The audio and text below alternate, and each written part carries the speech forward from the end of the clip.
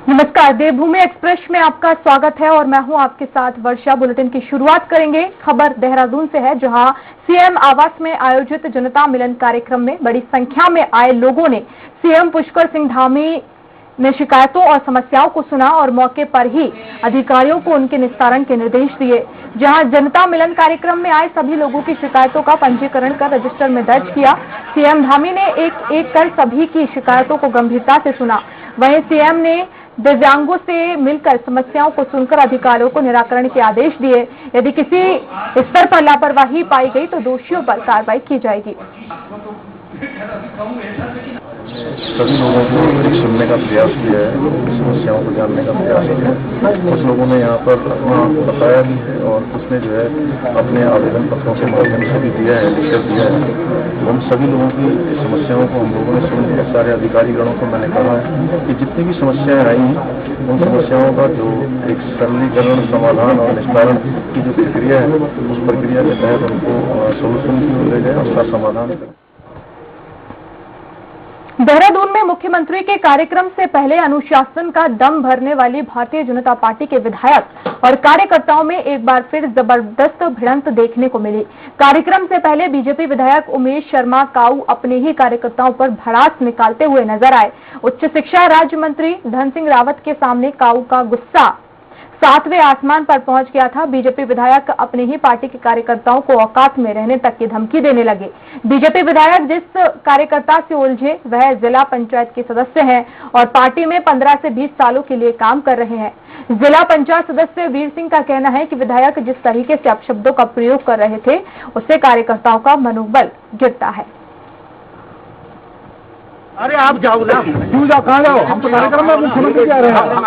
आप मुख्यमंत्री जा रहे हो ना? क्यों आप जब अपने विधायक को नहीं मानते? किसने बोला? आप ही बोलते हो। किसने बोला? वो जी ये बोलते बोला? ये खड़े आप किसने बोला? नाम बताओ उसका। ये खड़ा किसके सामने बोला? ये सब रोज मीडिया में रोज मीडिया में बोलते हो। मर्यादा में रोक तो मानेंगे। आप विधायक की मर्यादा में रोक तो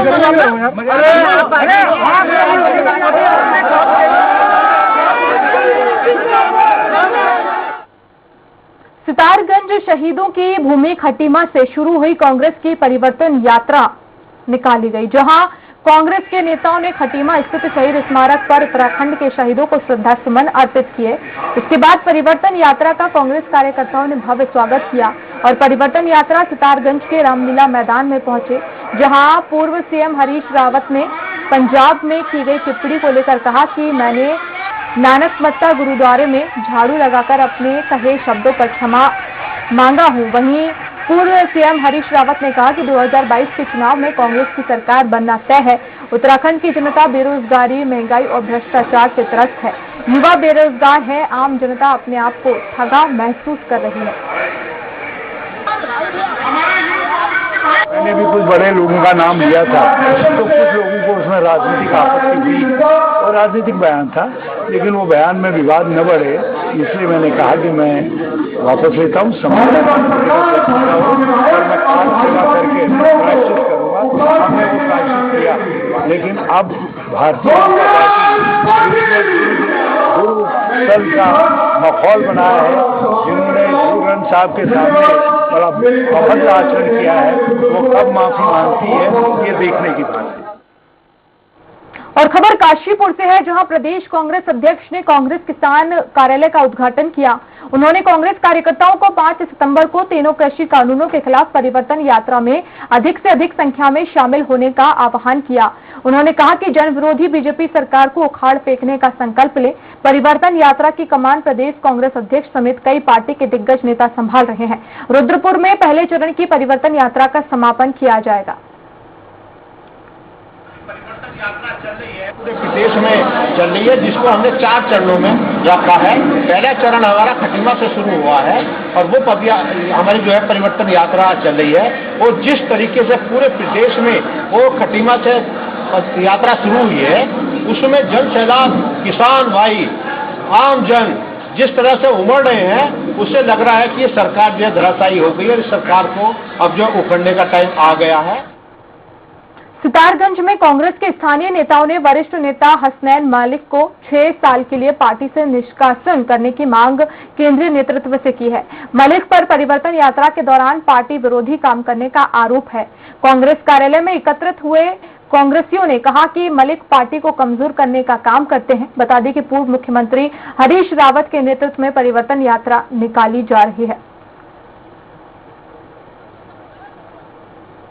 आपसे मैंने उनको समझाया मगर वो उस चीज को बात को नहीं माने। उसके बाद में सारे कांग्रेस कार्यकर्ता जो है मेरे से नाराज होने लगे, बोले कि आज ही इनको पार्टी से निष्कासित करना। सारे कांग्रेस एक है, इकट्ठे रहेंगे, कोई हमारी गुटबाजी नहीं है। जो पार्टी के हित में काम नहीं करता है, पार्टी की गतिविधियों को खराब करना चाहता है, हमारे कांग्रेस जनों को उल्टा सीधा भड़काना चाहता है, हमारे सामने कांग्रेस जनों ने वो निर्णय लिया है कि उसको पार्टी से बाहर करना चाहिए। तो ये काम जनता के साथ ऐसा व्यवहार ये आदमी कर सकता है, इसलिए कांग्रेस पार्टी की बदनामी होने की वजह से कि कांग्रेस पार्टी की बदनामी होगी इनसे, तो उसकी वजह से मैं क्या नाम हमारे अध्यक्ष लोगों ने आज जो है उन्हें 6 साल के लिए निष्कासित करने का लेटर हाईकमान को भेज दिया है। राजधानी देहरादून में रविवार को क्रिकेट एसोसिएशन ऑफ उत्तराखंड की बैठक आयोजित की जाएगी। इस बैठक के शुरू होने से पहले ही इस पर सवाल उठने शुरू हो गए हैं। दरअसल क्रिकेट एसोसिएशन ऑफ उत्तराखंड के पूर्व अध्यक्ष हीरा सिंह बिष्ट ने बीसीसीआई की कार्यप्रणाली पर सवाल खड़े करते हुए उन पर भेदभाव का आरोप लगाया है। उन्होंने कहा है कि काफी लंबे समय के बाद क्रिकेट एसोसिएशन ऑफ उत्तराखंड को मान्यता मिली, लेकिन अब कुछ माफियाओं ने इस पर अपना कब्जा कर लिया है, जबकि राज्य के खिलाड़ियों के लिए एसोसिएशन बनाई गई थी। हालात ये है कि होनहार खिलाड़ियों को इससे कोई लाभ नहीं मिल रहा है। लेकिन सरकार ठोस कदम नहीं उठाने को अभी जब उत्तराखंड में सबसे बड़ी आवश्यकता है रोजगार, जो रोजगार पर लगे उद्योग है, जो विधानसभा में सवाल जवाब दिए गए, जिस तरह मंत्रियों ने जवाब दिए, बड़ा हास्यास्पद और बड़े ऐसा लगता है कि उत्तराखंड में राजनीतिक लोग हर बात को गंभीरता से मजाक बना रख दिया, ऐसा खेल का मैदान जरूर बना। राबिया कांड के दोषियों पर कार्रवाई करने और राबिया को इंसाफ दिलाने के लिए ऊधम सिंह नगर लोगों ने कैंडल मार्च निकाला। कैंडल मार्च लकड़ी मंडी से होते हुए सुभाष चौक तक निकाला गया, जिसमें सभी धर्मों के लोग मौजूद रहे। इस दौरान ग्राम प्रधान भोगपुर सुखदेव सिंह ने कहा कि राबिया सैफी हत्याकांड में अभी तक दोषियों के खिलाफ कार्रवाई नहीं हुई है। उन्होंने सरकार से मांग की है कि दोषियों के खिलाफ सख्त कार्रवाई की जाए। जब तक राबिया को इंसाफ नहीं मिलता तब तक वे विरोध करते रहेंगे। आज जो हमने कैंडल मार्च निकाला है लकड़ी मंडी से लेकर सुभाष चौक तक, हम इंसाफ की मांग करते हुए यहाँ राबिया सैफी के हक में आए हैं। हिंदू, मुस्लिम, सिख, ईसाई सारे लोग यहाँ इकट्ठे हो गए। इन्होंने एकता का नारा दिया है कि उस लड़की को जिस तरीके से निर्भया को इंसाफ मिला है, इसी तरीके से राबिया सैफी को भी इंसाफ मिलना चाहिए। डोईवाला के लिसा फैक्ट्री में भीषण आग लग गई। वहीं देखते ही देखते फैक्ट्री के गोदाम से आग की भीषण लपटें निकलना शुरू हो गई। घटना की सूचना मिलने पर क्षेत्रीय पुलिस और दमकल विभाग की टीम मौके पर पहुंची और कड़ी मशक्कत के बाद दमकल की टीम ने आग पर काबू पाया। बताया जा रहा है कि फैक्ट्री में आग पर नियंत्रण पाने की कोई उचित व्यवस्था नहीं थी, जिसको लेकर स्थानीय लोगों में कंपनी के प्रति नाराजगी जताई है।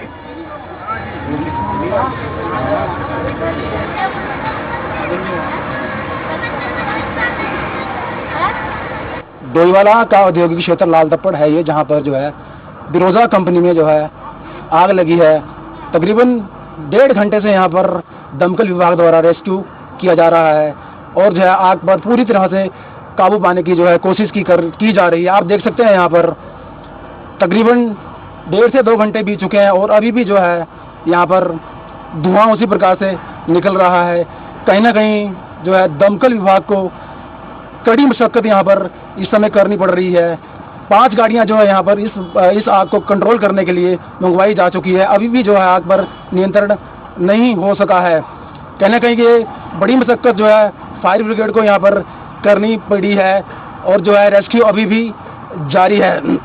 हालांकि जो आसपास का क्षेत्र है उसे किसी भी तरीके का नुकसान नहीं हो सका है। यहाँ पर इस कंपनी में हम बता दें आपको लीसा तैयार किया जाता है, जो कि ज्वलनशील पदार्थ है और उसमें जब आग लगी तो भीषण यहाँ से आग की लपटें निकली है और उसे नियंत्रण पाना कहीं ना कहीं फायर ब्रिगेड के लिए एक बड़ी मशक्कत साबित इस समय हो रही है। डोईवाला से ओमकार सिंह, स्वराज एक्सप्रेस, उत्तराखंड। रामनगर में बारिश के दिनों में जिम कॉर्बेट नेशनल पार्क के कई इलाकों में आवाजाही रुक जाती है। ऐसे में बहुत सतर्कता बरतनी पड़ती है। कॉर्बेट पार्क में मानसून के दिनों में डे विजिट के लिए 3 जोन खुले हुए हैं। इन 3 जोन में ढेला, झिरना और गर्जिया जोन शामिल है। गर्जिया जोन में पर्यटकों को 20 से 25 किलोमीटर के दायरे में सफारी कराई जाती है और इस बार बरसात ज्यादा होने की वजह से मार्ग क्षतिग्रस्त हो गए हैं। इस कारण पर्यटक 10 से 15 किलोमीटर का ही लुत्फ उठा रहे हैं।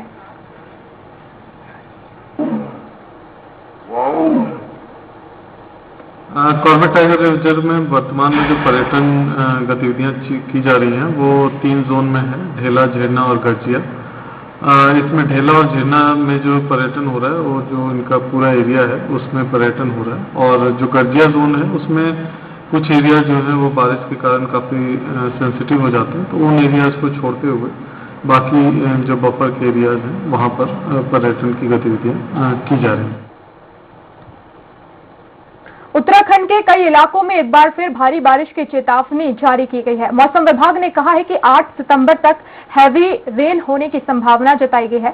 मौसम विभाग ने कहा कि देहरादून, नैनीताल, पिथौरागढ़, बागेश्वर में भारी बारिश होने की संभावना है, तो वहीं मैदानी जिलों में हल्की बारिश होने की आशंका बनी हुई है। हालांकि मौसम विभाग ने लोगों को अलर्ट रहने को कहा है। 4 तारीख से लेकर 7 तारीख तक है, तो 3 से 4 दिन में ये कहूँगा कि फिर से जो रेनफॉल एक्टिविटी वो बढ़ रही है। और थोड़ा पहाड़ों में बात करें तो जब भी रेनफॉल एक्टिविटी बढ़ती है तो कहीं लैंडस्लाइड या रास्ते बंद होना या फिर थोड़ा जो है जो पानी का बहाव है गाढ़ गधेरों में वो भी बढ़ जाता है। तो ठीक है, थोड़ा सतर्क रहने की लोगों को ज़रूरत रहेगी। आवागमन में या जो ऐसी जगहों में रह रहे हैं जहाँ की गाढ़ गधेरे हैं उसके आसपास रह रहे हैं तो उनको थोड़ा जो है सतर्क रहना चाहिए। तो यही मैं अभी कहना चाहूँगा। नमस्कार। मसूरी में बारिश होने से लोगों को परेशानी का सामना करना पड़ रहा है, तो वहीं प्रशासन ने मसूरी, देहरादून, गलोगी पावर हाउस के पास जेसीबी मशीनें खड़ी कर रखी हैं। अधिकारियों का मानना है कि बारिश से अगर भूस्खलन होता है तो सड़क पर आए पत्थरों को हटाया जा सके और सड़क मार्गों को क्लियर किया जा सके।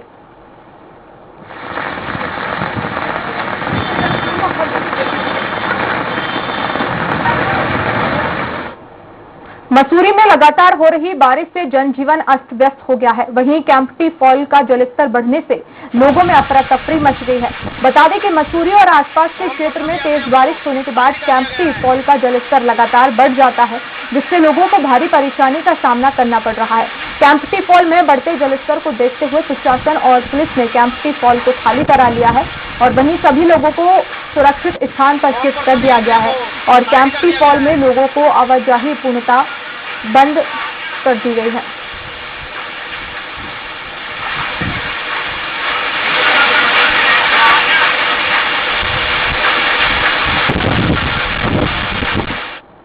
और खबर पिथौरागढ़ से, जहां जिले के जौलजीबी मुंसियारी मोटर मार्ग की हालत बहुत खराब है। बंगा पानी के पास जरी गाड़ में बना मोटर ब्रिज खतरे की जद में आने के कारण वाहनों के लिए बंद कर दिया है। वहीं 2 पहिया वाहन और पैदल जाने वाले यात्री जान हथेली पर रखकर नाला पार करने के लिए मजबूर है। मोरी, चुमरियाखोर और चरी गाड़ में सड़क की हालत चिंताजनक है।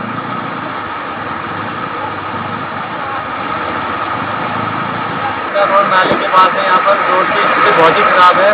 इससे पहले भी 2-3 नाले आते हैं जहाँ पर बहुत ही जान जोखिम में रखकर हमें सड़क पार करना पड़ा है और आगे जो एक ब्रिज है वो भी खतरे के जैसा आ चुका है, जिस कारण से पूरा ट्रैफिक सिस्टम यहाँ पर बंद कर दिया गया है। मैं सरकार से निवेदन करता हूँ कि थोड़ा ध्यान हमारे क्षेत्र के लिए भी दे दीजिएगा। कर्णप्रयाग में जलेश्वर के पास तेज रफ्तार एक ट्रक खाई में गिर गई। ट्रक के खाई में गिरने से चालक की मौके पर ही मौत हो गई।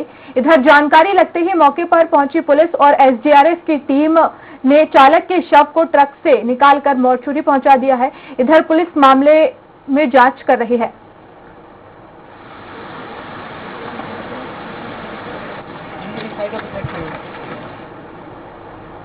जसपुर में जंगली जानवरों के आतंक से पतरामपुर रेंज में हजीरों गांव के ग्रामीण परेशान हैं। शाम ढलते ही जंगली जानवर ग्रामीण इलाकों में घुसकर किसानों की फसलें बर्बाद करते हैं। इसके बावजूद वन विभाग का कोई भी अधिकारी किसानों की पीड़ा सुनने को तैयार नहीं है। जंगली जानवरों के आतंक के चलते किसान रात भर जागकर खेतों में फसलों की रखवाली करने को मजबूर है। वहीं पतरामपुर वन दरोगा ने कहा है कि अगर उत्तर प्रदेश वन विभाग भी अपनी सीमा पर सोलर फेंसिंग कर दे तो काफी हद तक जंगली जानवरों का खेतों में आना कम हो जाएगा। ये करीब 9-10 दिन हो गए। 9-10 दिन से 13-14 हाथी मैंने गिने थे अपने खेत के अंदर हैं, निकल जाते हैं। जंगलात वालों सब बुलाए हैं, एक दिन भी कोई जंगलात वाला आया, उसने कहा भाई फोटो खिंचवाओ, फोटो खिंचवा के ले गया। आज तक कोई फिर उसकी कोई कार्रवाई नहीं हुई। हाथी बहुत आ रहे हैं, कोई भी कर्मचारी भी वन विभाग का सुनने को तैयार नहीं है। हमारे खेतों में लाखों का नुकसान हुआ है। इसमें तो जो है कैंपा की योजना के तहत विभाग द्वारा सौर ऊर्जा 2 किलोमीटर का निर्माण करा दिया गया है, लेकिन समस्या है कि ये उत्तर प्रदेश अमानगढ़ रेंज से सटा हुआ क्षेत्र है। तो अब वन्यजीव हाथी जो है वो फीका नदी के किनारे से कंपाउंड 20 जो अमानगढ़ रेंज में पड़ता है वहां से निकल के जो है उत्तराखंड के काश्तकारों का अधिक नुकसान कर रहे हैं। आए दिन हाथी आते रहते हैं। कालाढूंगी में नशा भगाओ अभियान के तहत प्रदेश संयोजक मनोज पाठक ने देवीपुरा तरकुलवा में युवाओं को खेल सामग्री का वितरण किया है। प्रदेश संयोजक पाठक ने युवाओं को नशे से दूर करने के चकलुआ देवीपुरा में युवाओं को वॉलीबॉल और क्रिकेट किट का वितरण किया। इसी के साथ अलग अलग ग्राम सभाओं के युवाओं को भी वॉलीबॉल और क्रिकेट किट वितरित की।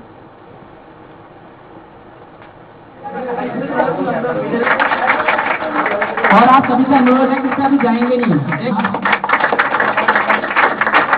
उच्चतर माध्यमिक विद्यालय चकलवा क्षेत्र में बहुत पवित्र भावना से खेले जाने वाले खेलों के हमारे नौजवान साथी यहाँ पर हैं।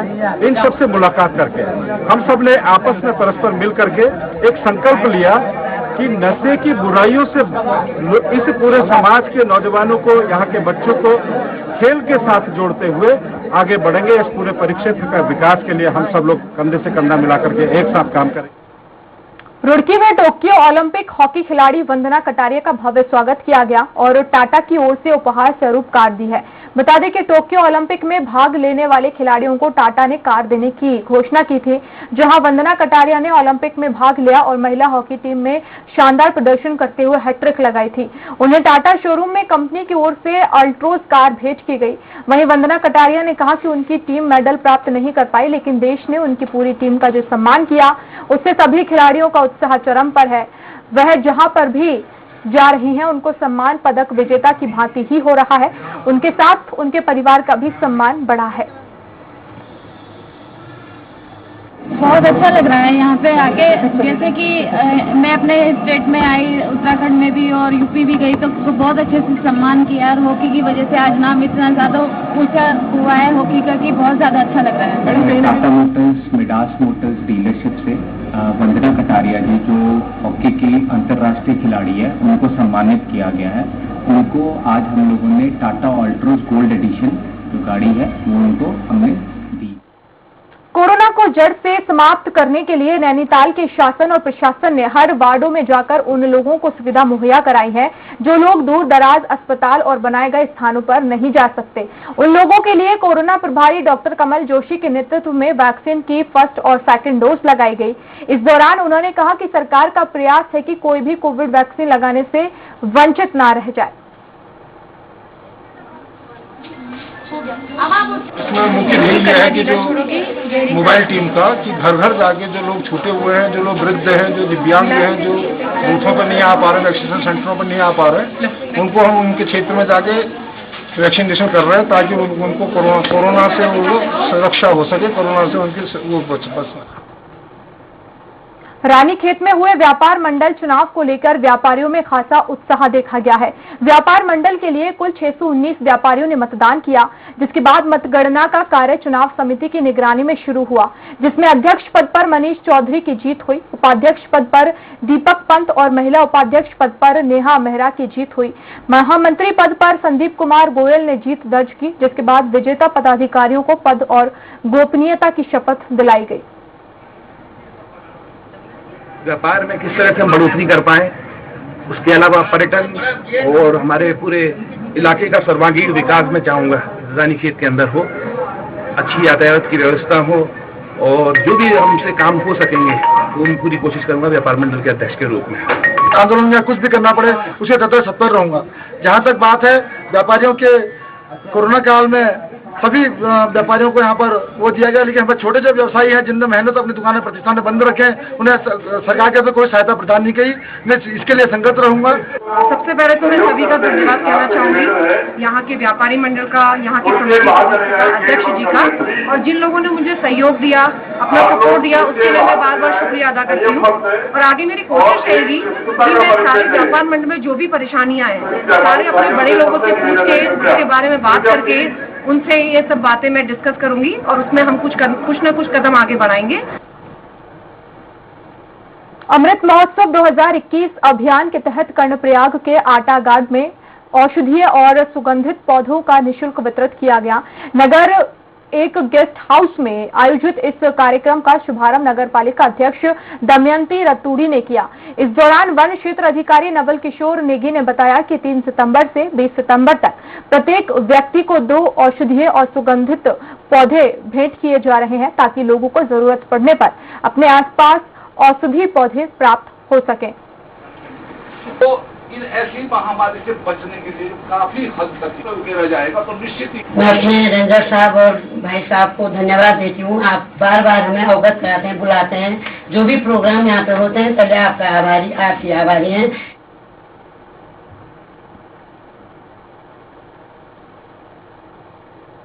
कालाढूंगी के कोट बाग में काश्तकार विकास समिति के तत्वाधान में बासमती धान में कीटनाशकों का सुरक्षित तथा न्यायपूर्ण उपयोग पर एक कार्यशाला का आयोजन किया गया, जिसमें बासमती निर्यात विकास प्रतिष्ठान मेरठ से आए प्रधान वैज्ञानिक डॉक्टर रितेश कुमार, मुख्य कृषि अधिकारी धनपत कुमार और कृषि रक्षा अधिकारी संतोषी सहित 12 किसान भी उपस्थित रहे।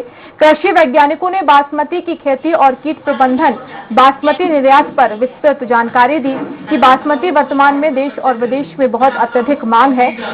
अगर हम जैविक तरीके से अपने उत्पाद तैयार करते हैं तो बासमती का मूल्य भी बहुत अधिक मिलता है, जिससे किसानों की आय में वृद्धि संभव है और किसानों को उपभोक्ता के अनुसार ही अपने उत्पाद तैयार करना चाहिए।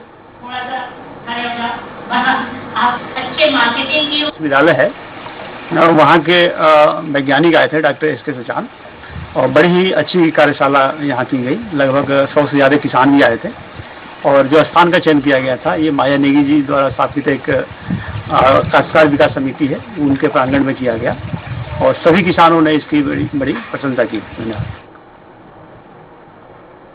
चमोली के गैरसैंण में MI-17 विमानों को उतारने के दृष्टिगत हेलीपैड का निर्माण किया जा रहा है, जिसको लेकर भराड़ीसैंण में निर्माणाधीन हेलीपैड पर MI-17 उतर सकते हैं या नहीं, इसको लेकर भारतीय एयरफोर्स की टेक्निकल टीम ने निरीक्षण किया।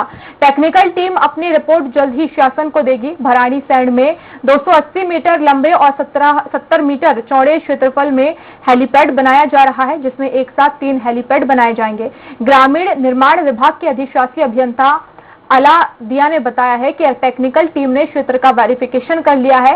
टीम अपनी रिपोर्ट शासन को देगी। शासन के निर्देशों के अनुरूप ही यहां पर कार्य किया जाएगा। वर्तमान में यहां पर कटिंग और वॉल निर्माण कार्य चल रहा है।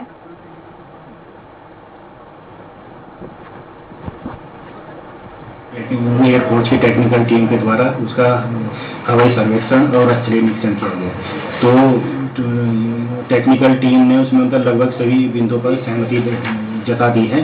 तो उसमें कुछ और पॉइंट पे हमसे रिपोर्ट मांगी है, जो लगभग हम 2 से या 3 डेज के अंदर उसको सबमिट कर देंगे। फिर उसके बाद में उसमें शासन पे निर्णय लिया जाएगा कि उसमें आगे क्या करना है।